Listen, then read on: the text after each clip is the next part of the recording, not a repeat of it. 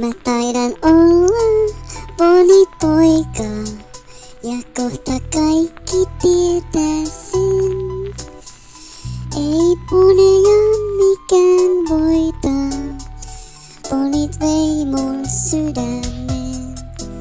Ponitalleella 24/7. Mulla on heppatyttöhous sekä vedän ihan kypän. Mulla on ihan sama mitä muut ajattelee musta. Mä en ajattele muuta kuin ratsastusta. Mun kämppä on täynnä julisteita hevosista. Mulla on täytetty poni lasikehyksissä. Meet pursti on mulle ruma kirosana. Alan itke jos näen ponin ruokana. Kun muut lähtee lauantaisin vetän alkoholia. Mä olen kotona ja katson ponivideoita. Pelkkää heinää on päivisin ruokana. Mulla olis tarkoitus itsekin poniksi tulla. Moni haukkuu mun heppa pojaksi sekä homoks tykkään tytöstä. Mut ponit siellä yks mun elämässä on sitä kavioiden kolina. Ei voita sitten mikä mua ja poneja ei kuka voi erottaa ikinä. Mä taidan olla ponipoika ja kohta kaikki tietää sen.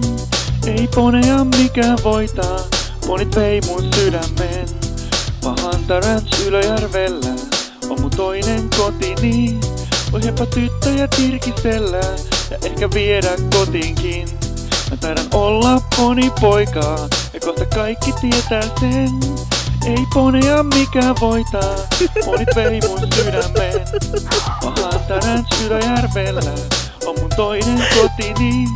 Voi heppa tyttöjä tirkistellä ja ehkä viedä kotiinkin.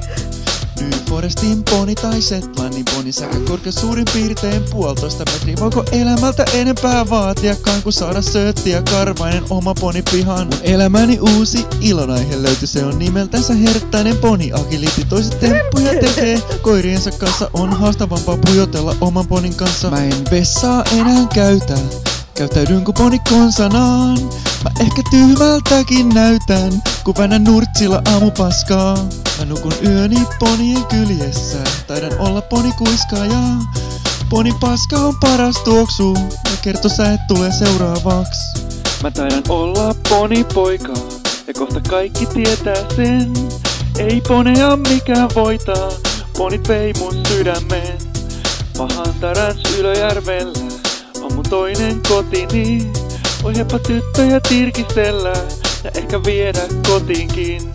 Mä taidan olla ponipoika ja kohta kaikki tietää sen.